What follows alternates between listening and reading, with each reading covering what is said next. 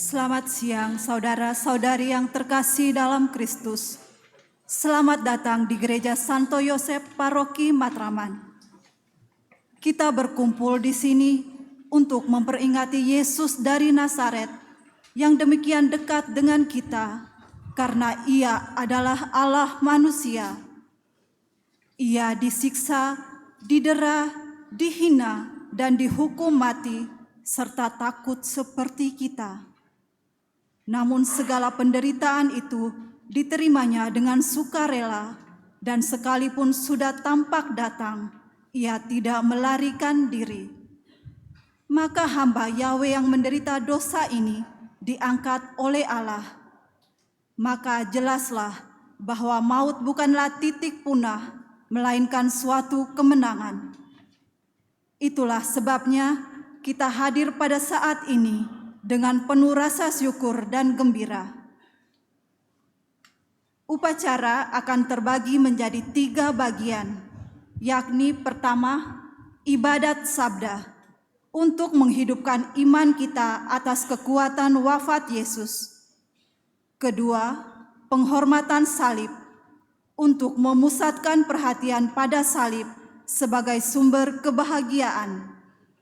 Ketiga, komuni, untuk memberikan kesempatan memetik buah salib.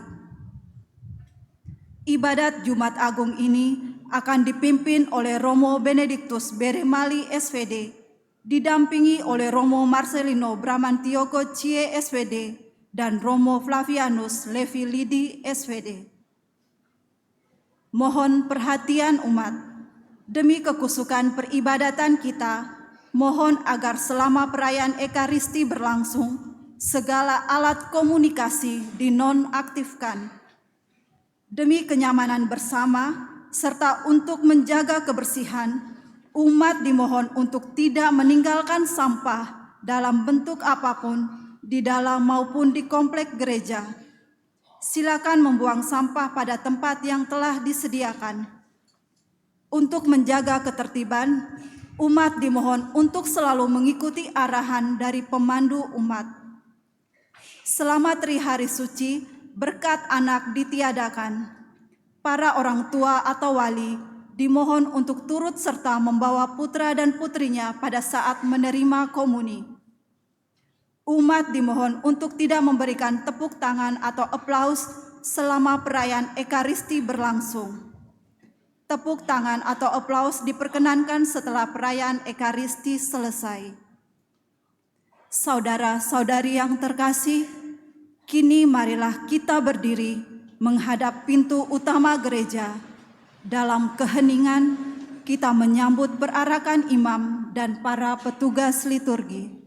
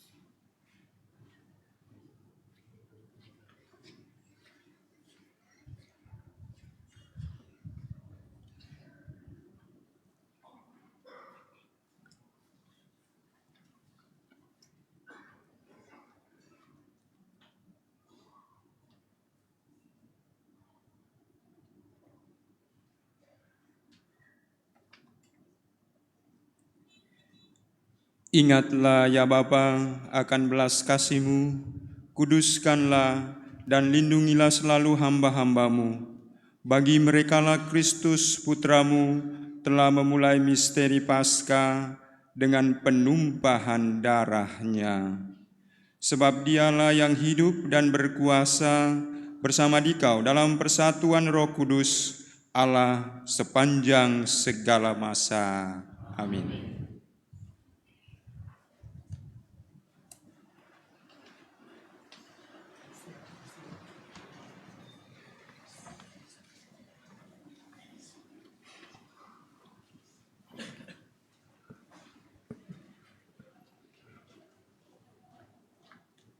Bacaan dari kitab Yesaya. Beginilah firman Tuhan.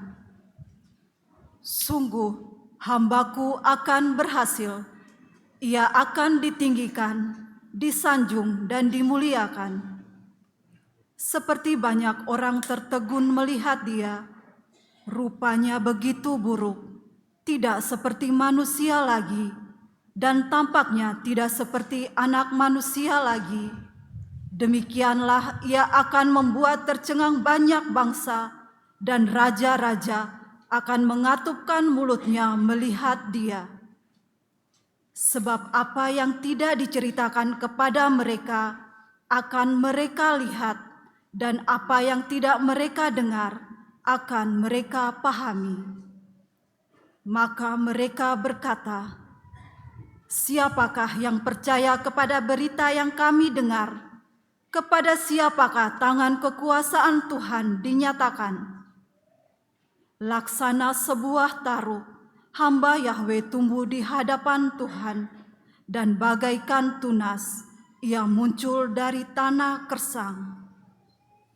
Ia tidak tampan, dan semarak pun tidak ada padanya. Kita tidak tertarik untuk memandang dia. Keindahan pun tidak ada padanya, maka kita tidak suka padanya. Ia dihina dan dihindari orang. Dia seorang penuh kesengsaraan. Dia seorang yang tahu apa artinya menderita kesakitan. Ia sangat dihina, sehingga orang menutup mukanya terhadap dia, dan bagi kita pun dia tidak masuk hitungan. Tetapi sesungguhnya penyakit kitalah yang ditanggungnya, dan kesengsaraan kitalah yang dipikulnya. Padahal kita mengira dia kena tulah, dipukul dan disiksa Allah. Sesungguhnya ia tertikam oleh karena kedurhakaan kita, dia diremukkan oleh karena kejahatan kita. Derita yang mendatangkan keselamatan bagi kita ditimpakan kepadanya, dan oleh bilur-bilurnya kita menjadi sembuh. Kita sekalian sesat seperti domba, masing-masing mengambil jalan sendiri. Tetapi Tuhan telah menimpakan kepadanya kejahatan kita sekalian. Dia dianiaya, tetapi dia membiarkan diri ditindas dan tidak membuka mulutnya. Seperti anak domba yang dibawa ke tempat pembantaian, seperti induk domba yang keluh di depan orang-orang yang mencukur bulunya, ia tidak membuka mulutnya. Sesudah ditahan dan diadili, ia digiring dan dihukum mati. Tentang nasibnya, siapakah yang peduli? Sungguh ia terputus dari dunia orang hidup, karena kedurhakaan umatku, ia kena tulah. Orang menggali kuburnya di tengah-tengah orang jahat, dan waktu mati ia berada di antara orang-orang durhaka, sekalipun ia tidak berbuat kekerasan, dan tipu muslihat tidak ada dalam mulutnya. Tetapi Tuhan berkehendak meremukkan dia dengan sengsara. Dan apabila ia menyerahkan dirinya sebagai kurban silih, ia akan melihat keturunannya. Umurnya akan lanjut dan kehendak Tuhan akan terlaksana karena dia. Sesudah mengalami kesengsaraan jiwa, ia akan melihat terang dan akan dipuaskan. Sebab demikianlah firman Tuhan, hambaku itu sebagai orang yang saleh akan menyelamatkan banyak orang oleh hikmat-Nya, dan kejahatan mereka ditanggungnya. Sebab itu aku akan memberikan kepadanya orang-orang besar menjadi miliknya, dan ia akan memperoleh orang-orang kuat sebagai jarahan. Ini semua sebagai ganti, karena ia telah menyerahkan nyawanya kepada maut dan telah rela terhitung di antara kalangan kaum durhaka. Padahal dia menanggung dosa orang banyak dan berdoa untuk orang-orang jahat. Demikianlah sabda Tuhan. Syukur kepada Allah.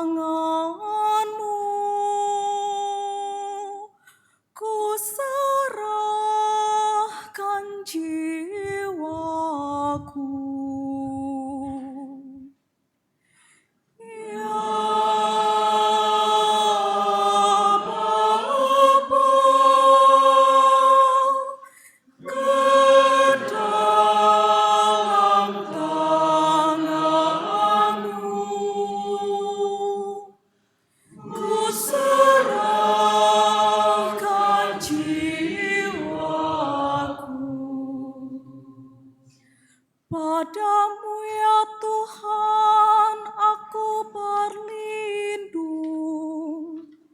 jangan sekali-kali aku mendapat malu. Luputkanlah aku oleh karena keadilan-Mu. Ke dalam tangan-Mu kuserahkan nyawaku. Sudilah membebaskan daku ya Tuhan Allah yang setia.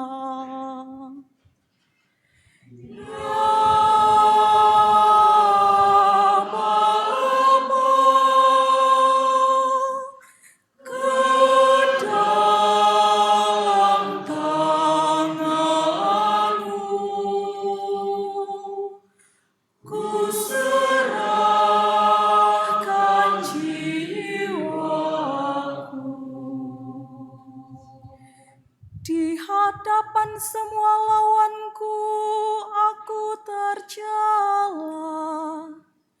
Tetangga-tetanggaku merasa jijik. Para kenalanku merasa ngeri. Mereka yang melihat aku cepat-cepat menyingkir. Aku telah hilang dari ingatan seperti orang mati. Telah menjadi seperti barang yang pecah.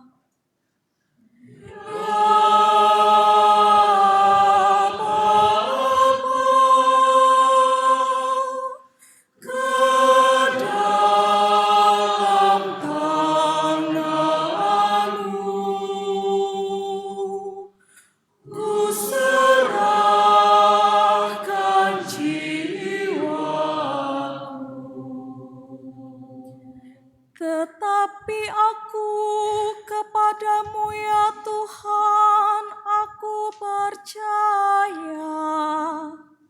Aku berkata, Engkaulah Allahku. Masa hidupku ada dalam tangan-Mu.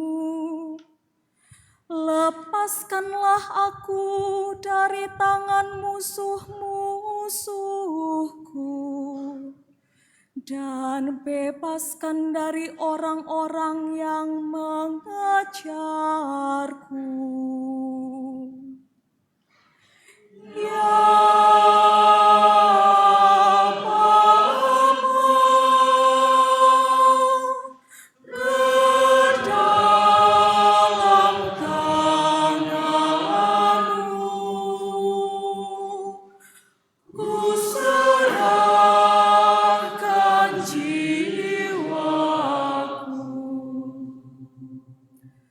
buatlah wajah-Mu bercahaya atas hamba-hamba-Mu. Selamatkanlah aku oleh kasih setia-Mu. Kuatkanlah dan teguhkanlah hatimu. Hai semua orang yang berharap kepada Tuhan. Ya Bapa, ke dalam tangan-Mu ku serahkan jiwaku.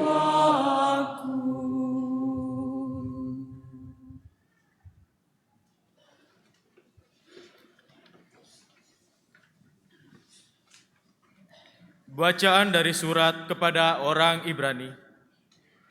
Saudara-saudara, kita sekarang mempunyai Imam Agung yang telah melintasi semua langit, yaitu Yesus, Anak Allah.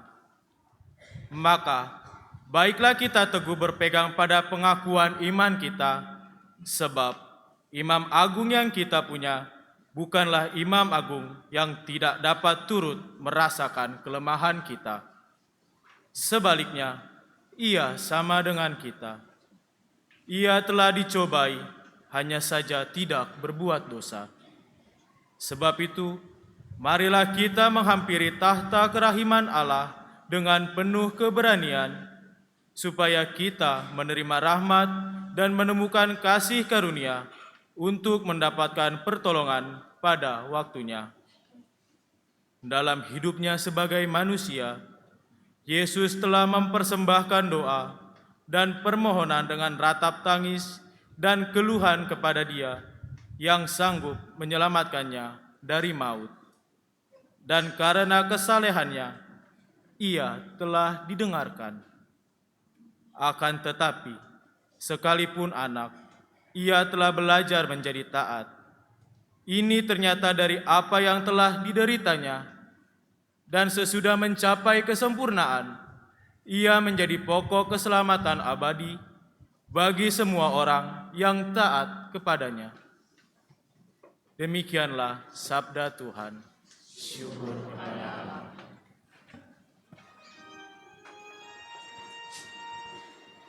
Terpujilah Kristus Tuhan, Sang Raja kemuliaan kekal. Terpujilah Kristus Tuhan, Sang Raja kemuliaan kekal. Kristus sudah taat bagi kita. Ia taat sampai mati, bahkan sampai mati di salib. Itulah sebabnya Allah sangat meninggikan Dia dan menganugerahinya nama di atas segala nama. Terpujilah Kristus Tuhan.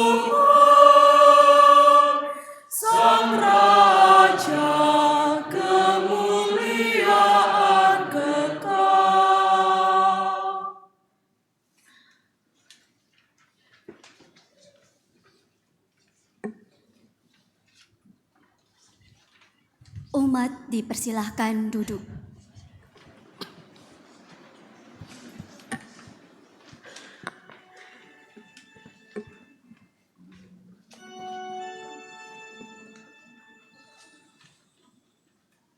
Inilah kisah sengsara Tuhan kita Yesus Kristus, karangan Yohanes. Pada malam itu, Yesus pergi ke seberang sungai Kidron dan masuk ke suatu taman bersama dengan murid-muridnya. Yudas, pengkhianatnya, tahu juga tempat itu, sebab Yesus sering berkumpul di situ dengan para muridnya. Maka Yudas pun pergi ke taman itu dengan sepasukan prajurit dan petugas bait Allah yang ada di bawah perintah imam-imam kepala dan kaum Farisi. Pasukan itu datang bersenjata lengkap serta membawa lampu obor. Yesus tahu semua yang akan menimpa dirinya. Ia maju dan berkata kepada mereka, "Siapa yang saudara cari?" Jawab mereka, Yesus dari Nazaret. lalu Yesus berkata, Akulah dia. juga Yudas, pengkhianat Yesus, ada di antara mereka. Ketika Yesus berkata, "Akulah dia," mereka semua mundur dan terjatuh. Sekali lagi Yesus bertanya, Siapa yang saudara cari? dan mereka menjawab, Yesus dari Nazaret. lalu Yesus menyambung, Sudah kukatakan bahwa akulah dia. Kalau aku yang dicari, biarlah mereka ini pergi. dengan demikian terjadilah yang dikatakan Yesus, "Dari semua yang kau berikan kepadaku, ya Bapa, tak seorang pun kubiarkan hilang."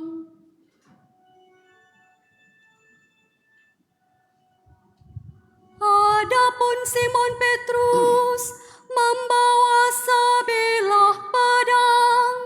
Dihunusnya pedang itu dan diayunkannya pedang pada hamba imam agung sampai terpotong telinga kanannya. Nama hamba itu Malkus. Lalu Yesus berkata kepada Petrus, Sarungkanlah pedangmu. Apakah kau kira bahwa aku tak mau minum dari piala yang diberikan Bapa kepadaku. Maka pasukan dan perwiranya serta petugas kalangan Yahudi menangkap Yesus dan membelenggunya.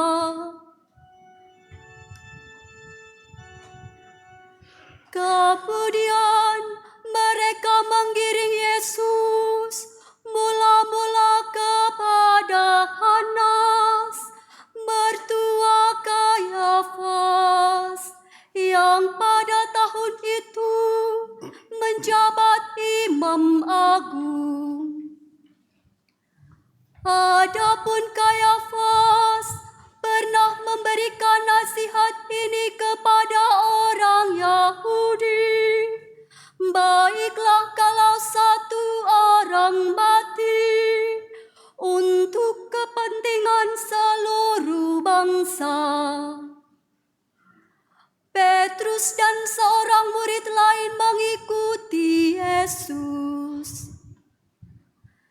Adapun murid itu kenalan imam agung, maka bersama Yesus ia masuk pelataran istana imam agung itu. Tetapi Petrus tinggal di luar dekat pintu. Murid tadi keluar lagi dan mengatakan sesuatu kepada perempuan penjaga pintu, lalu membawa Petrus masuk. Perempuan itu berkata kepada Petrus, "Engkau kan juga murid orang itu?" Kata Petrus, Bukan. sementara itu para hamba dan petugas bait Allah telah memasang api dan berdiri berdiam di situ sebab udaranya dingin. Juga Petrus berdiri berdiam bersama mereka.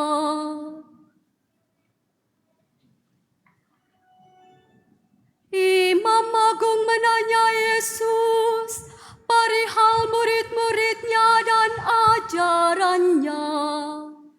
Yesus menjawab kepadanya,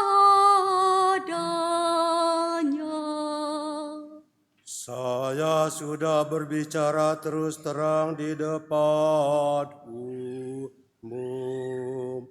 Saya selalu mengajar di dalam sinagoga-sinagoga dan di dalam bait Allah, tempat semua orang Yahudi berkumpul, dan tidak pernah saya berbicara sembunyi-sembunyi. Mengapa Bapa menanyai saya? Tanyakanlah kepada mereka yang mendengar saya. Tanyakan apa yang saya katakan kepada mereka. Mereka pasti tahu apa yang saya katakan.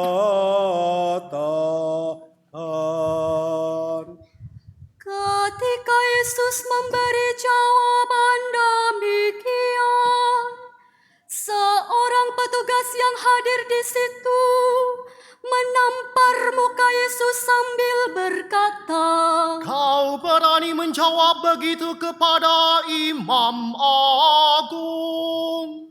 Yesus menjawab, Kalau aku mengatakan sesuatu yang tidak benar, buktikanlah. Tetapi Kalau benar kataku, mengapa engkau menampar aku? Kemudian Hanas mengirim Yesus kepada Kayafas, Imam Agung.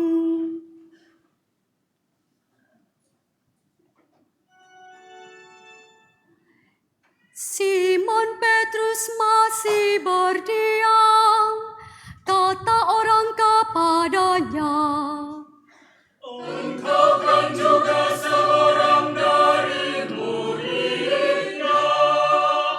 Petrus menyangkal dan berkata, Bukan. kata seorang hamba Imam Agung, saudara dari hamba yang telinganya dipotong Petrus. Rupanya aku melihat engkau di taman itu bersama Yesus. Petrus menyangkal lagi, dan tepat pada saat itu juga jago berkokok. Yesus digiring dari istana Kayafas ke balai pengadilan gubernur. Hari masih pagi, para pengiring Yesus tidak masuk ke balai pengadilan itu supaya tidak menjadi najis, tetapi dapat makan domba Paskah. Maka Pilatus keluar dan berkata, Apa tuduhanmu terhadap orang ini? mereka menjawab,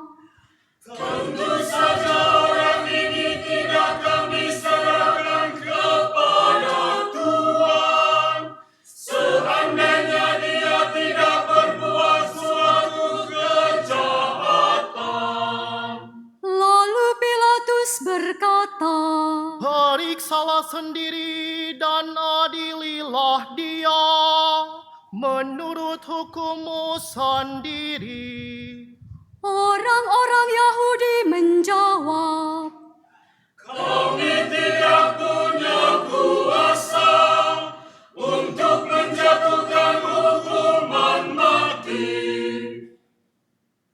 ini terjadi supaya terlaksana perkataan Yesus yang telah dinyatakan bagaimana ia akan mati. Maka kembalilah Pilatus ke dalam balai pengadilan, lalu memanggil Yesus dan berkata kepadanya, Apa engkau raja bangsa Yahudi? jawab Yesus, Apakah pertanyaan ini timbul dari pikiran Tuhan sendiri? Ataukah Tuhan dengar dari orang-orang lain yang mengatakan itu tentang saya? lalu Pilatus berkata, Apakah aku seorang Yahudi? Bangsamu sendiri serta para imam kepala menyerahkan engkau kepadaku. Apa yang kau lakukan?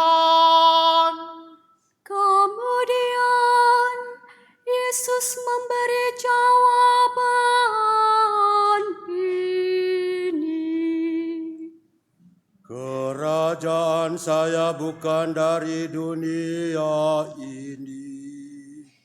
Sekiranya dari dunia ini, hamba-hamba saya tentu sudah berjuang Jangan sampai saya diserahkan kepada orang-orang Yahudi. Akan tetapi kerajaan saya bukan dari sini. Pilatus berkata kepada Yesus, Jadi engkau raja. lalu Yesus menyahut, Benar saya raja. Saya dilahirkan dan datang di dunia ini untuk memberi kesaksian tentang kebenaran. Semua orang yang cinta akan kebenaran mendengar suara saya. Pilatus berkata, Apa itu kebenaran? sesudah berkata demikian, Pilatus keluar lagi menghadapi orang-orang Yahudi dan berkata, Aku tidak menemukan alasan apapun untuk menghukum orang ini. Tetapi biasanya aku melepaskan seorang tahanan bagimu pada pesta Paskah. Apa kamu menghendaki aku melepaskan raja bangsa Yahudi ini? mereka berteriak,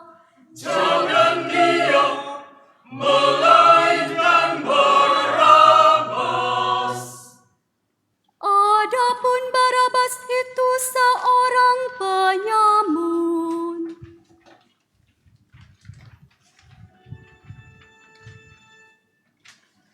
Sesudah itu, Pilatus menyuruh membawa Yesus keluar untuk didera.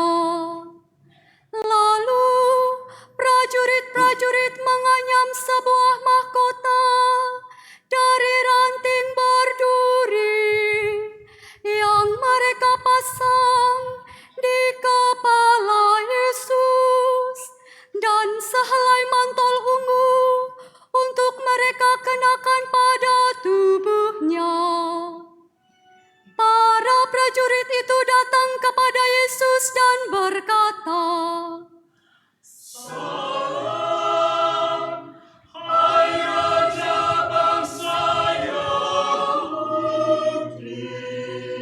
sambil menamparnya.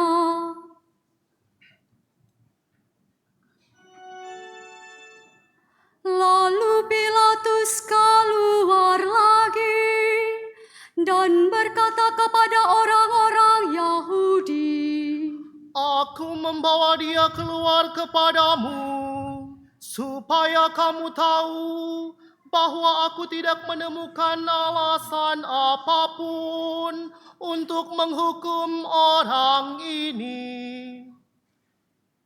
Yesus pun keluar, bermahkota duri dan bermantel ungu. Kata Pilatus kepada orang Yahudi, Lihatlah manusia ini. ketika imam-imam kepala dan para penjaga melihat Yesus, mereka berteriak, Salibkan dia! Kata Pilatus, Ambillah sendiri dan salibkanlah dia, sebab aku tidak menemukan satu alasan pun untuk menghukum dia. orang-orang Yahudi berkata, Kami mempunyai hukum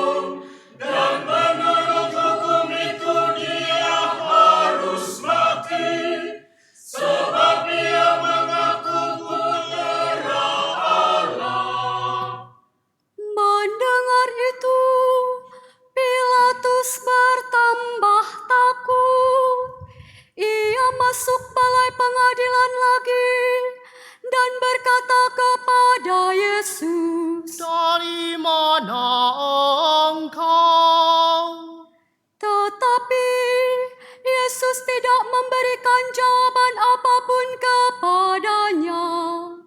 Maka kata Pilatus, Engkau tidak mau berbicara kepadaku. Apakah kau tidak tahu bahwa aku berkuasa melepaskan ataupun menyalibkan engkau? jawab Yesus, Tuhan tidak mempunyai kuasa atas diri saya, kecuali kalau kuasa itu diberikan dari atas. Maka orang yang menyerahkan saya kepada Tuhan lebih besar dosanya. Lalu Pilatus mencari akal lain untuk membebaskan Yesus. Tetapi orang-orang Yahudi berteriak-teriak,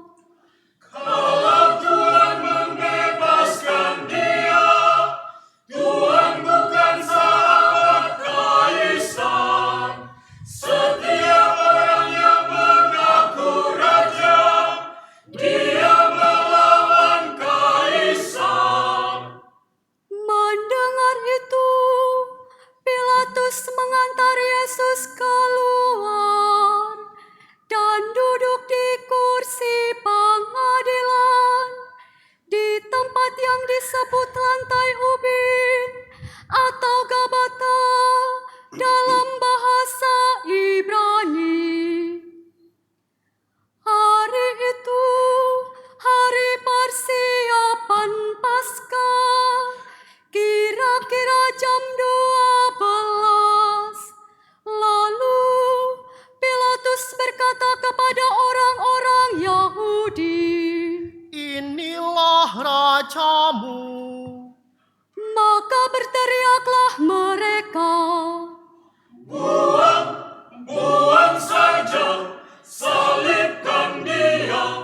kata Pilatus kepada mereka, Aku harus menyalibkan rajamu. para imam kepala menjawab,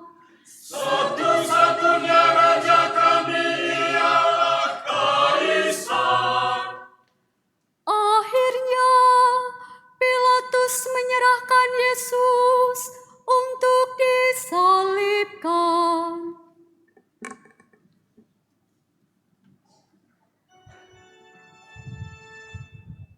Maka para prajurit datang mengambil Yesus sambil memikul salibnya. Yesus menuju ke tempat yang disebut tempat tengkorak atau Golgota dalam bahasa Ibrani. Di situ Yesus dipaku pada salib itu.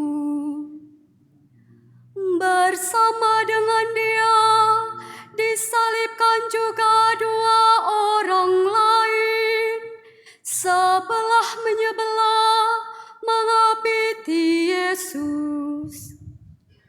Pilatus menulis suatu keterangan yang dipasang pada salib Yesus. Bunyinya, Yesus dari Nazaret, Raja bangsa Yahudi. Banyak orang Yahudi membaca keterangan itu, sebab tempat Yesus disalibkan itu dekat kota letaknya, dan keterangan itu ditulis dalam bahasa Ibrani, Yunani, dan Latin. Maka para imam kepala bangsa Yahudi berkata kepada Pilatus, Raja bangsa Yahudi, tetapi Ia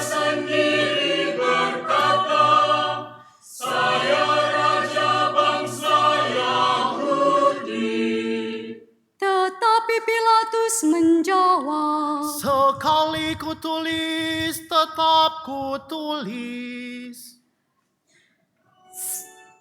Sesudah prajurit-prajurit menyalibkan Yesus, mereka mengambil pakaiannya, lalu membagi menjadi 4, sebagian untuk tiap-tiap prajurit. Jubah Yesus pun mereka ambil. Jubah itu merupakan sehelai tenunan tanpa jahitan. Karena itu mereka berkata satu sama lain, Jangan kita memotongnya, baiklah kita undi saja siapa yang akan mendapatnya. demikianlah terjadi supaya terlaksanalah kitab suci yang berbunyi, mereka membagi-bagi pakaianku dan mengundi jubahku di antara mereka. Memang itulah yang dilakukan prajurit.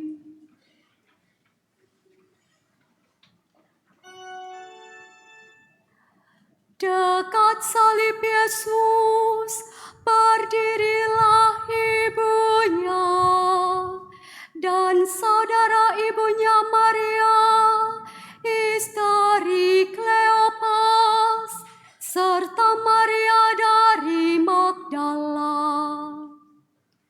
Melihat ibunya bersama murid kesayangan di sampingnya, Yesus berkata kepada ibunya,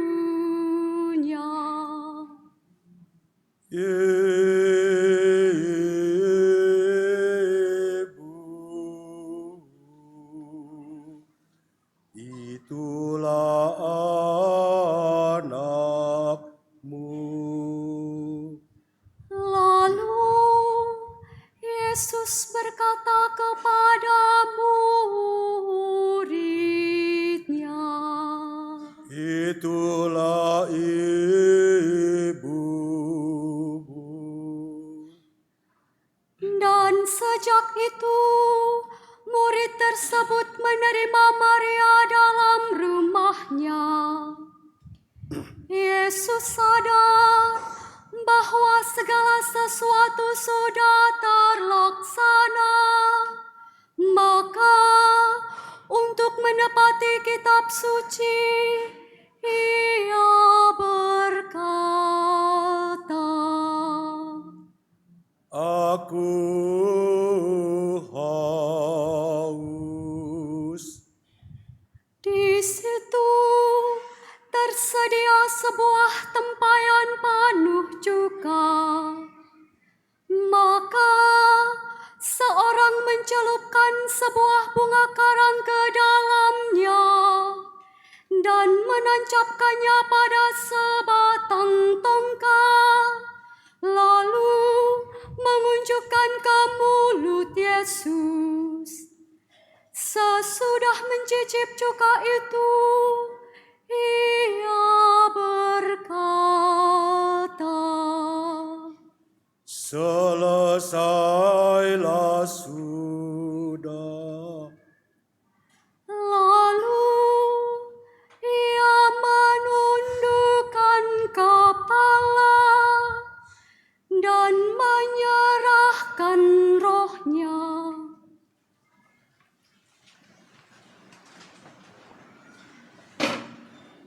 Umat berlutut.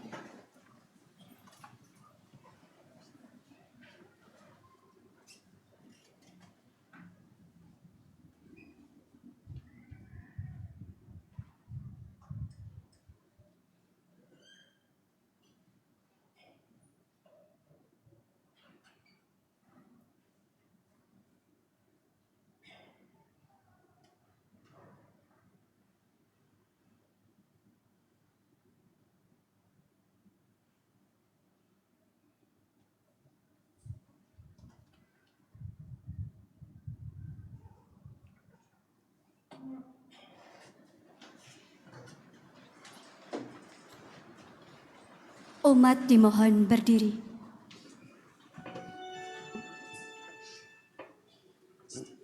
Hari itu, hari persiapan Paskah, supaya tubuh mereka jangan tinggal tergantung di salib selama hari Sabat. Sebab Sabat itu hari pesta besar. Maka orang-orang Yahudi minta kepada Pilatus agar kaki ketiga orang hukuman itu dipatahkan.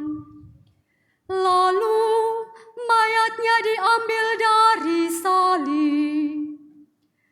Maka serdadu-serdadu datang dan mematahkan kaki kedua orang yang disalibkan bersama Yesus. Sesampainya pada Yesus, mereka melihat bahwa ia sudah tidak bernyawa lagi. Oleh karena itu, kakinya tidak jadi dipatahkan. Tetapi salah seorang serdadu menikam lambung Yesus dengan tombaknya, dan segera darah dan air mengalir keluar. Dia yang melihatnya memberi kesaksian, dan benarlah kesaksian itu. Dan ia tahu bahwa ia mengatakan kebenaran, supaya kamu percaya pula. Hal itu terjadi selaras dengan bunyi kitab suci, tulangnya jangan kamu patahkan. Dan di tempat lain tertulis, orang akan memandang dia yang mereka tikam.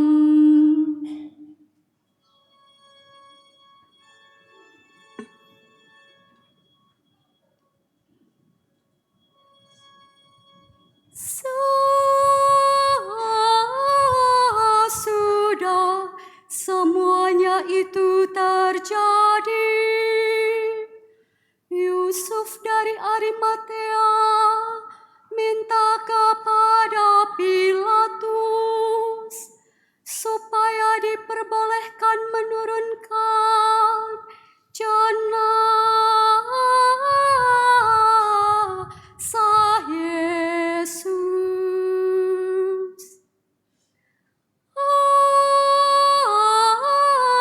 Adapun Yusuf itu sudah menjadi murid Yesus, tetapi dengan diam-diam, sebab ia takut kepada orang Yahudi.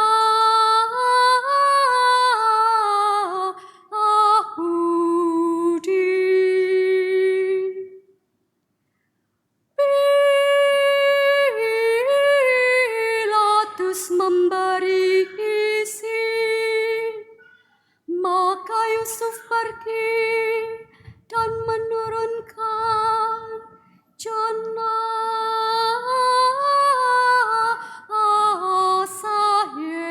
Yesus.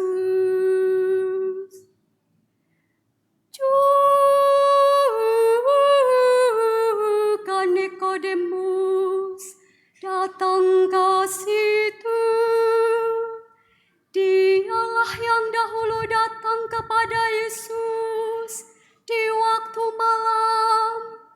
Ia membawa minyak campuran damar dan cendana, kira-kira 50 kati beratnya.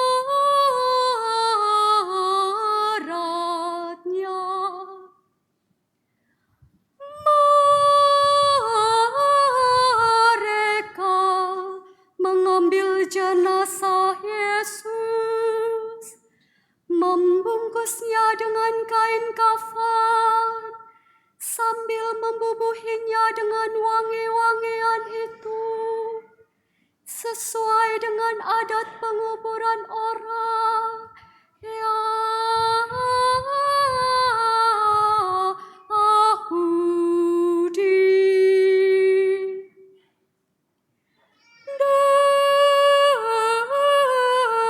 Dekat tempat Yesus disalibkan, ada sebuah taman. Di dalamnya ada kubur baru yang belum pernah dipakai.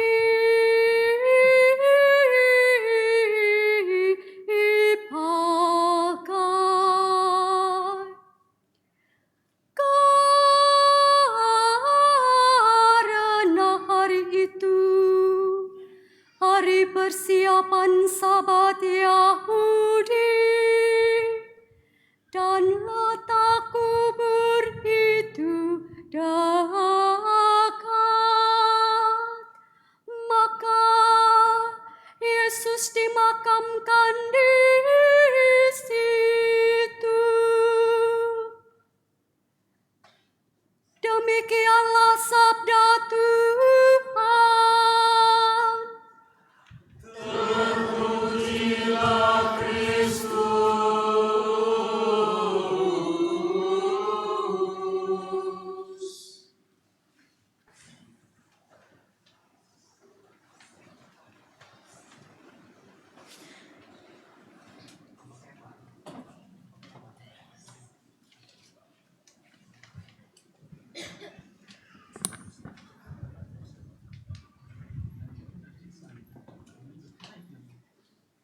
Para suster, para romo, Bapak Ibu, saudara-saudari yang saya kasihi, selamat sore semua.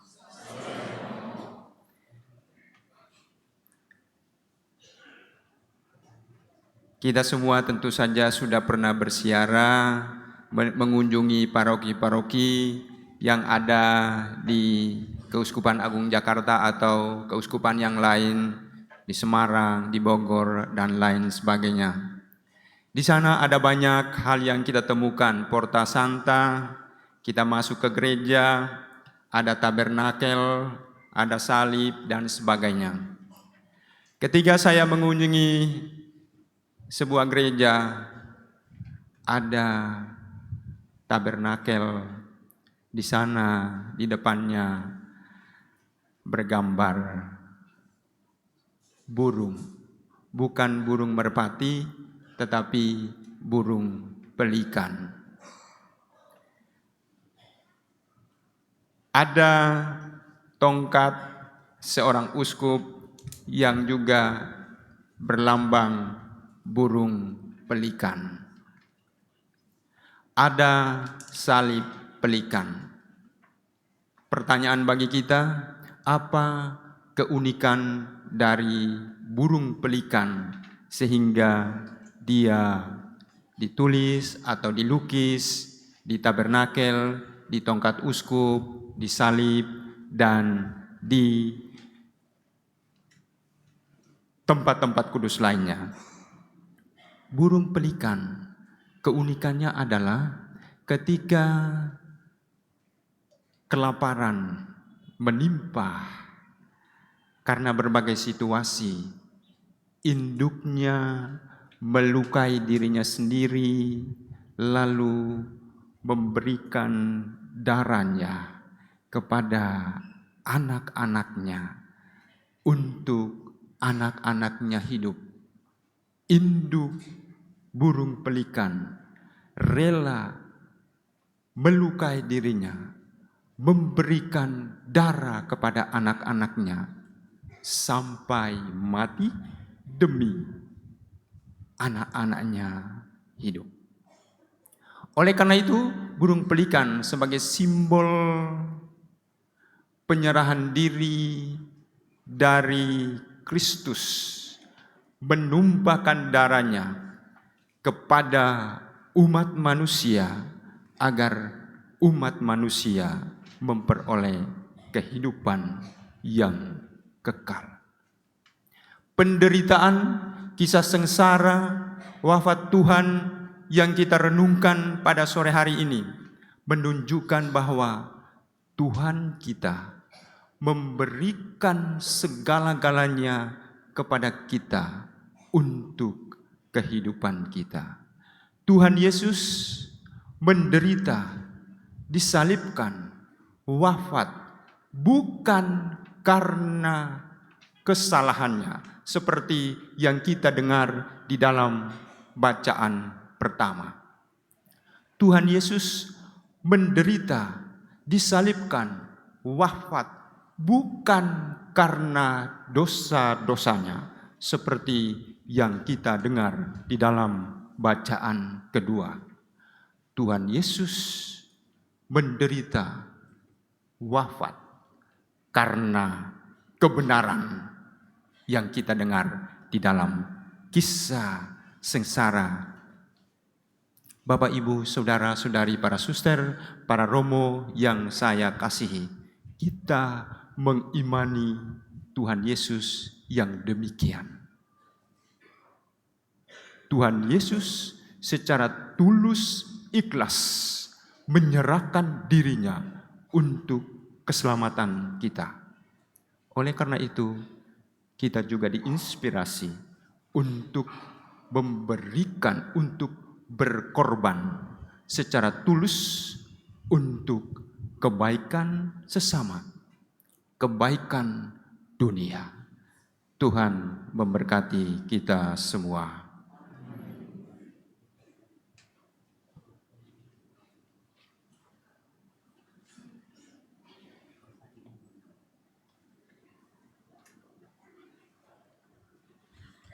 Saudara-saudari, marilah kita bangkit berdiri.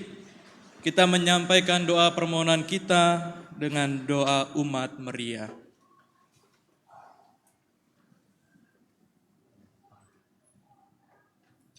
Untuk Gereja Kudus.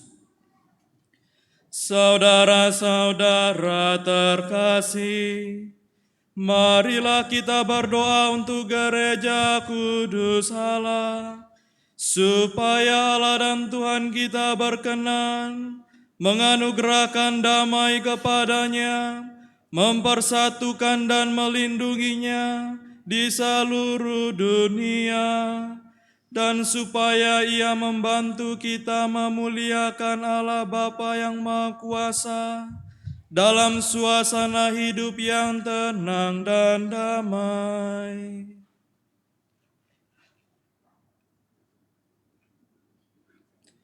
Allah yang Maha Kuasa dan kekal, dalam diri Kristus Engkau telah menyatakan kemuliaan-Mu kepada segala bangsa. Lestarikanlah karya kerahiman-Mu, agar gereja-Mu yang tersebar di seluruh dunia tetap mengakui nama-Mu dengan iman yang teguh, dengan pengantaran Kristus Tuhan kami. Amin.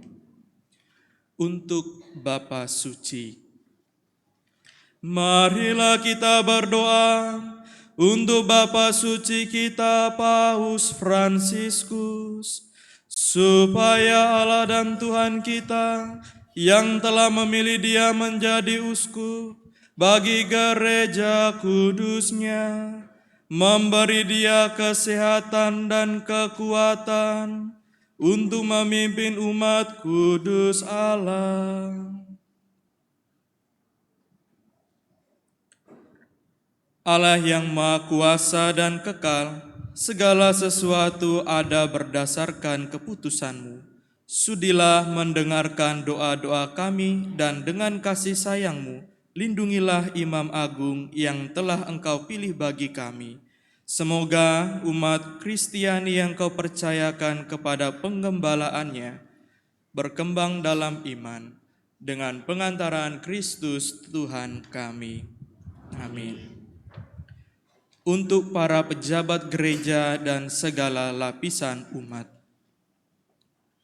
marilah kita berdoa pula untuk uskup kita, Ignatius Kardinal Suharyo, untuk semua uskup, imam, diakon di seluruh gereja, dan untuk segenap umat beriman.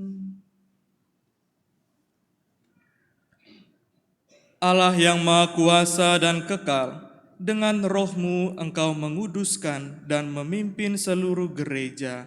Dengarkanlah doa kami bagi para pelayan-Mu.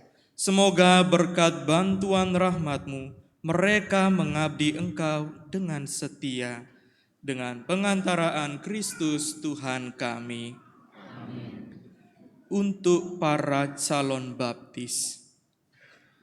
Marilah kita berdoa pula untuk para calon baptis kita, supaya Allah dan Tuhan kita membuka telinga hati mereka dan melapangkan pintu kerahimannya, agar berkat pembasuhan kelahiran kembali, segala dosa mereka dihapuskan, dan mereka hidup dalam Yesus Kristus Tuhan kita.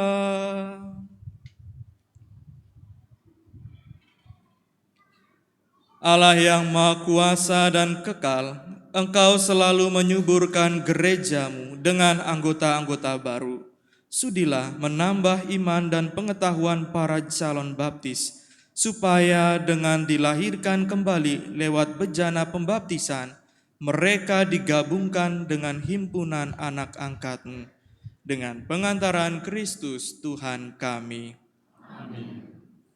Untuk persatuan umat Kristiani, marilah kita berdoa pula untuk semua saudara yang percaya akan Kristus, supaya mereka yang hidup dengan benar dihimpun dan dijaga oleh Allah dan Tuhan kita dalam gerejanya yang esa.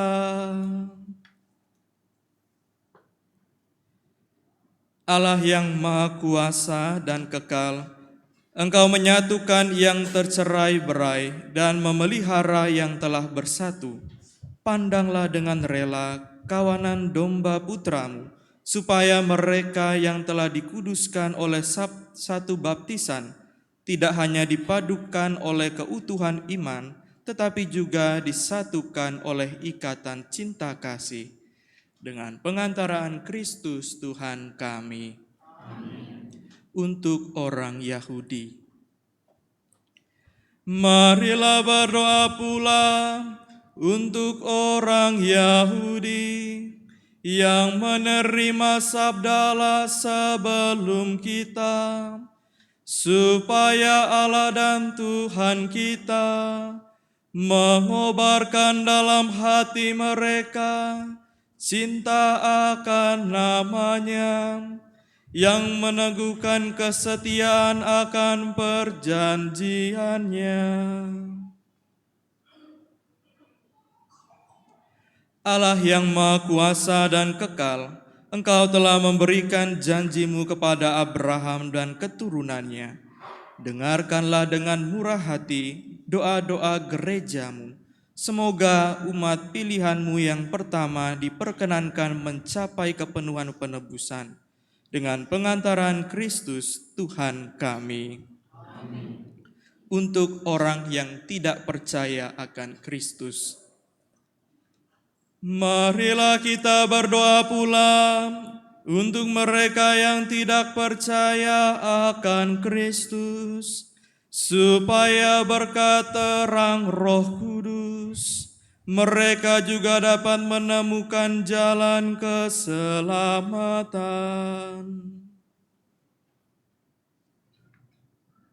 Allah yang Maha Kuasa dan kekal, bantulah mereka yang tidak mengakui Kristus, agar dengan hidup jujur di hadapan-Mu, mereka menemukan kebenaran. Bantulah kami, agar dengan semakin saling mengasihi dan semakin berhasrat memahami misteri kehidupan-Mu, kami menjadi saksi cinta-Mu yang sempurna di dunia. Dengan pengantaran Kristus Tuhan kami. Amin. Untuk orang yang tidak percaya akan Allah, Marilah kita berdoa pula untuk mereka yang tidak mengenal Allah, supaya mereka yang dengan tulus hati mencari kebenaran, layak menemukan Allah sendiri. Allah yang Maha Kuasa dan kekal, Engkau telah menciptakan umat manusia sedemikian, sehingga selalu berhasrat mencari Engkau dan baru merasa tenang ketika menemukan Dikau. Kami mohon, bantulah agar mereka semua dengan mengatasi hambatan seberat apapun, mampu melihat tanda kasih sayang-Mu dan tergerak oleh kesaksian hidup orang-orang yang percaya kepadamu. Mereka dengan sukacita mengakui Engkau sebagai satu-satunya Allah yang benar dan Bapa umat manusia, dengan pengantaran Kristus Tuhan kami. Untuk para pemimpin negara, marilah kita berdoa pula untuk semua pemimpin negara, supaya Allah dan Tuhan kita seturut kehendak-Nya mengarahkan hati dan budi mereka kepada damai dan kebebasan sejati bagi semua orang. Allah yang Maha Kuasa dan kekal, di tangan-Mu-lah pikiran manusia dan nurani para bangsa. Sudilah mendampingi para pemimpin negara kami, supaya berkat bantuan-Mu di seluruh dunia, terjaminlah kesejahteraan bangsa-bangsa, kepastian kedamaian, dan kebebasan beragama. Dengan pengantaran Kristus Tuhan kami. Untuk orang yang menderita, saudara-saudara yang terkasih, marilah kita berdoa kepada Allah, Bapa yang Maha Kuasa, supaya Ia membersihkan dunia dari kesesatan, melenyapkan penyakit, menjauhkan kelaparan, membuka penjara, mematahkan belenggu, melindungi musafir, menghantar pulang pengungsi, menyembuhkan orang sakit, dan menyelamatkan orang yang meninggal. Allah yang Maha Kuasa dan kekal, Engkau menghibur yang berduka dan menguatkan yang menderita. Kiranya jeritan doa semua orang yang tertimpa kesusahan apapun sampai ke hadirat-Mu. Semoga semua yang berada di dalam kesesakan bersukacita karena menerima belas kasih-Mu. Dengan pengantaran Kristus Tuhan kami.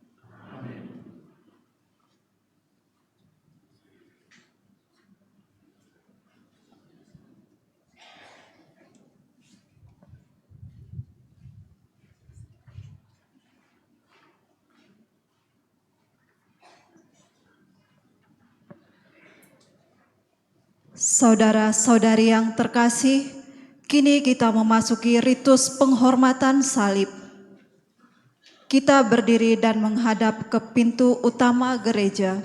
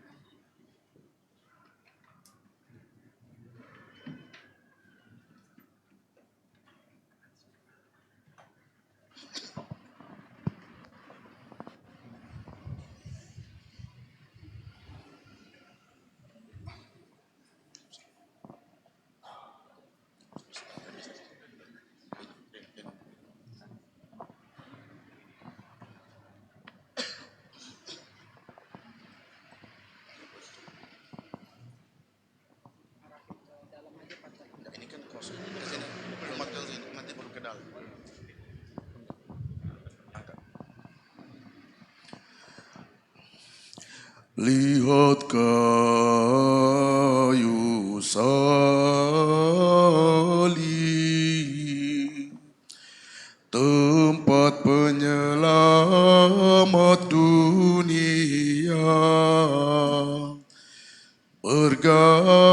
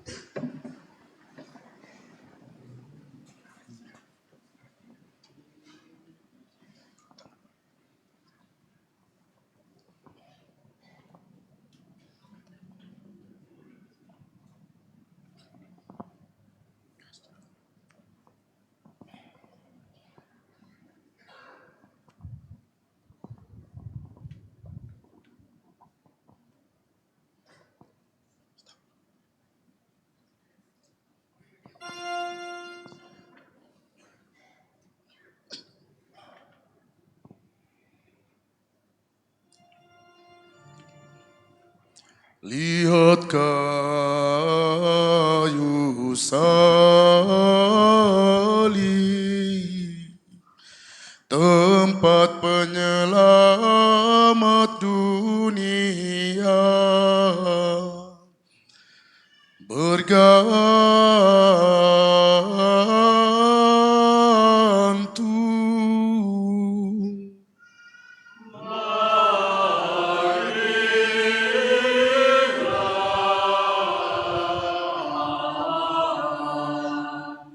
Kita sembah.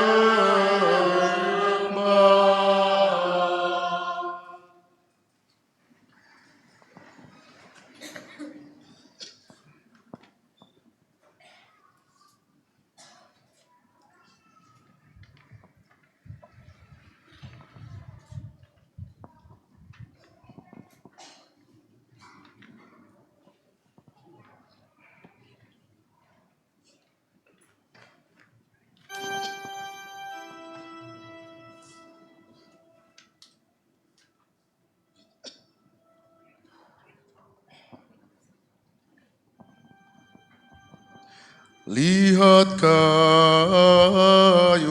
salib, tempat penyelamat dunia, bergantung.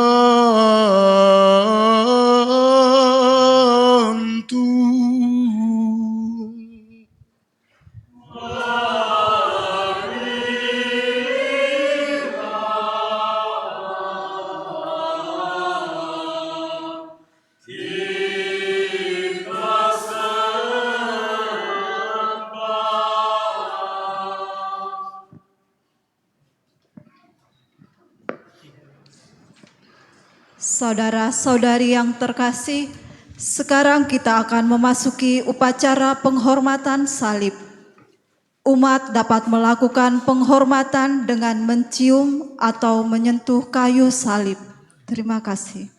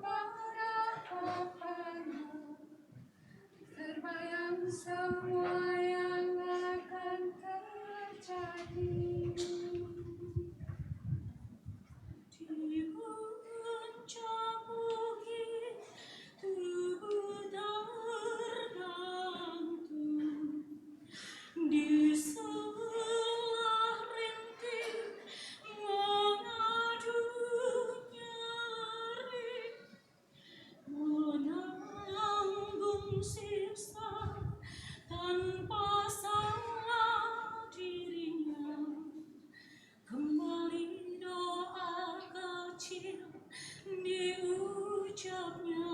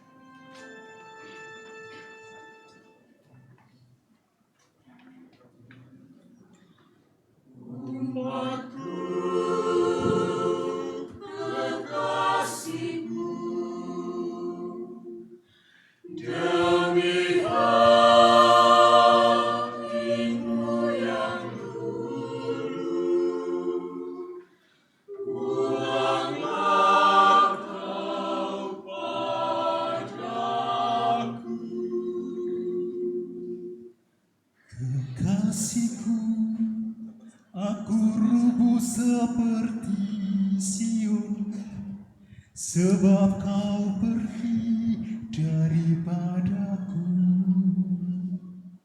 Musuh-musuh telah datang, aku sendirian menanti nasib.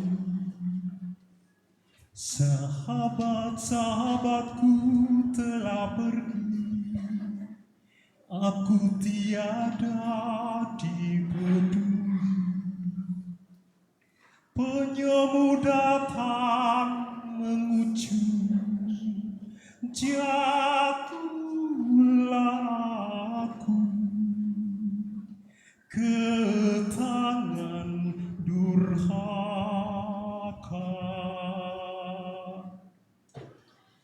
Umatku, kekasihku, demi hatiku yang dulu, pulanglah kau padaku. Tercekik antara pedihnya luka-luka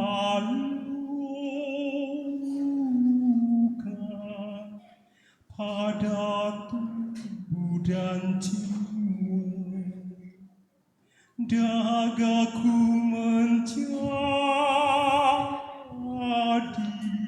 jadi aku diberi minum empedu dan cuka.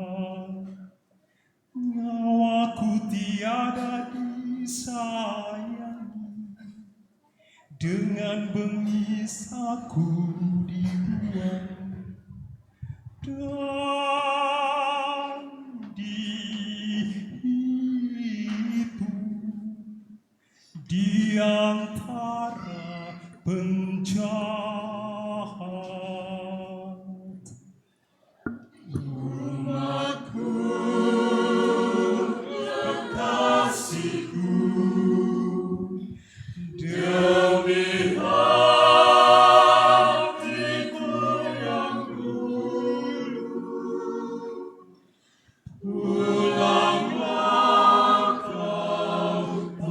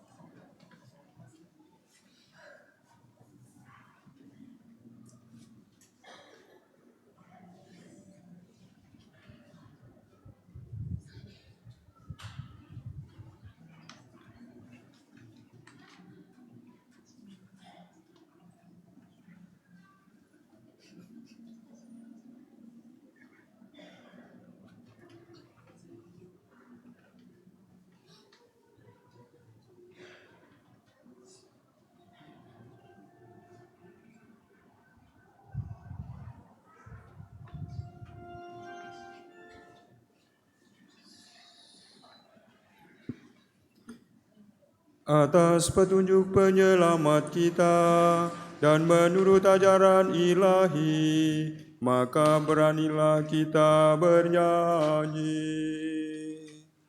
Bapa kami yang ada di surga, dimuliakanlah namamu, datanglah kerajaanmu, jadilah kehendakmu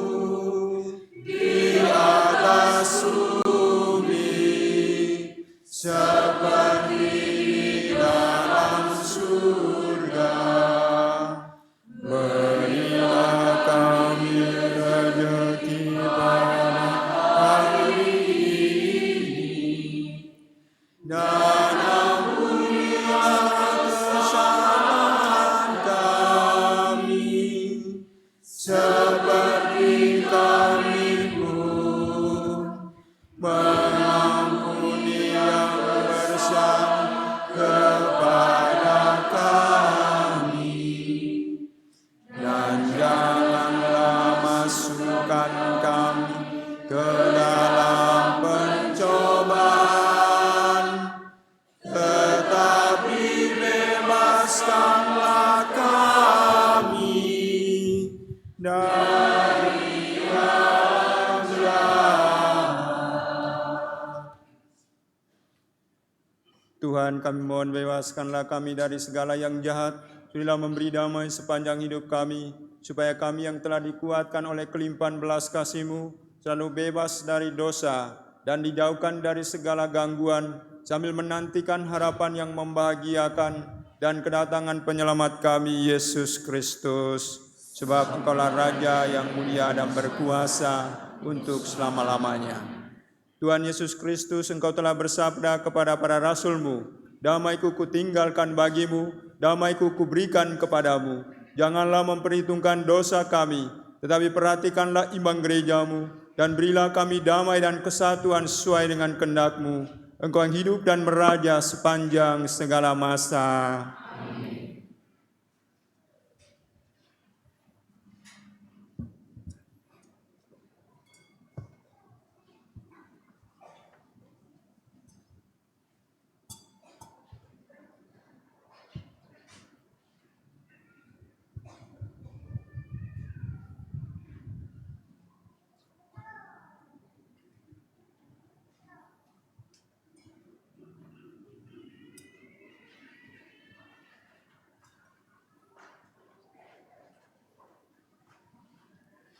Lihatlah anak domba Allah, lihatlah Dia yang menghapus dosa-dosa dunia. Berbahagialah saudara-saudari yang diundang ke perjamuan anak domba. Tuhan, saya tidak pantas Tuhan datang kepada saya, tetapi bersabdalah saja, maka saya akan sembuh. Tubuh Kristus.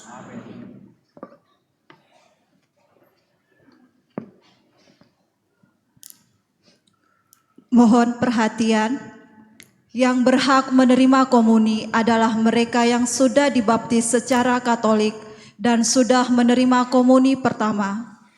Selama Trihari Suci, para orang tua atau wali dimohon untuk turut serta membawa putra dan putrinya pada saat menerima komuni untuk menerima berkat.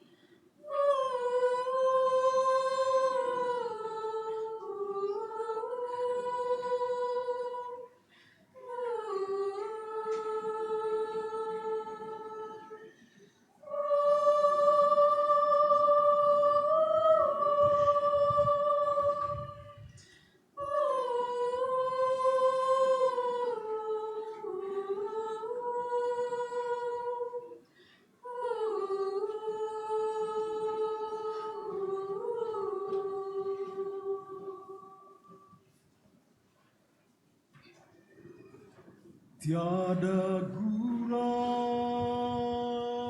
para sahabat, senja kelabu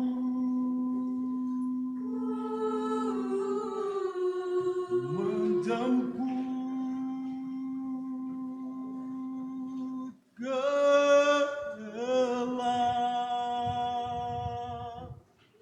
sepi dalam galauan tawaria, terhimpit dalam dunia maha luas.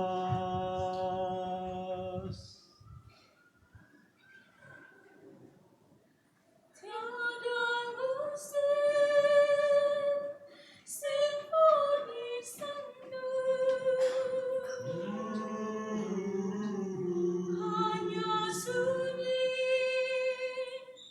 bersama dengan. Tiada aku, tiada dia, tiada mereka, tiada kami, hanya Engkau Tuhan dalam gelada musafir cinta.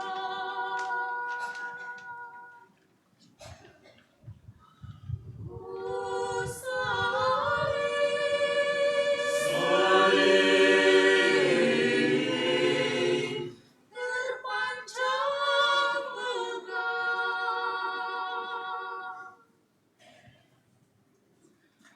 oh Tuhan,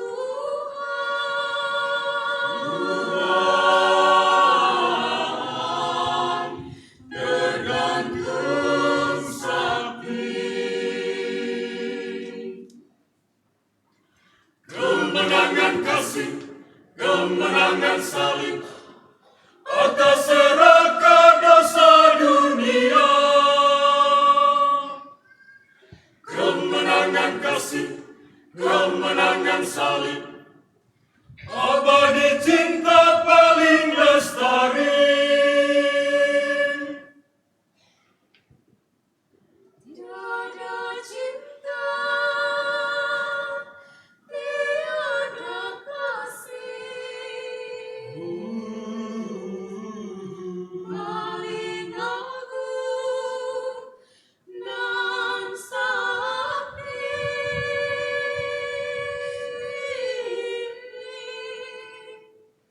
Dalam Dia, hanya Engkau Tuhan dalam gelada musafir cinta. Kemenangan kasih, kemenangan salib, atas seraka dosa dunia. Kemenangan kasih, kemenangan salib, abadi cinta paling lestari. Tiada cinta, tiada kasih,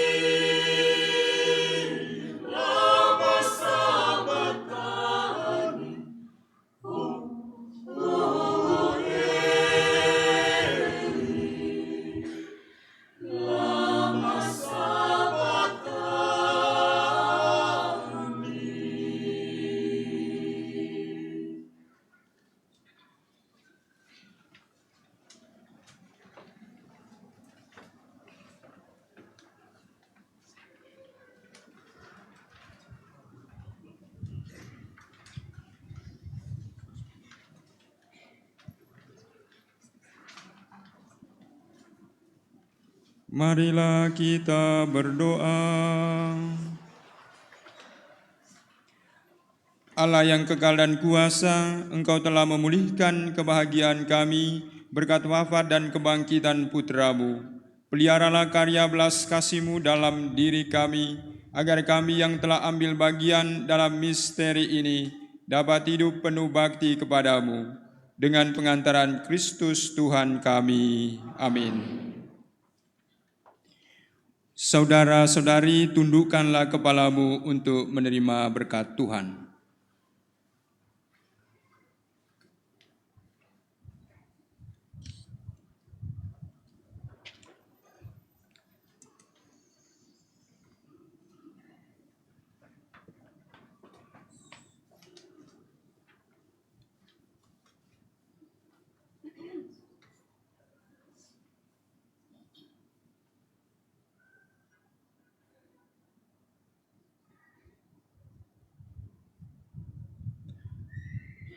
Allah Bapa sumber segala harapan dan penghiburan, turunkanlah berkat berlimpah ke atas umat-Mu ini yang telah mengenangkan wafat Putra-Mu sambil mengharapkan kebangkitannya. Berilah pengampunan, anugerahkanlah penghiburan, kesehatan, tumbuhkanlah iman yang kudus, berikanlah jaminan penebusan yang kekal. Dengan pengantaran Kristus Tuhan kami. Amin.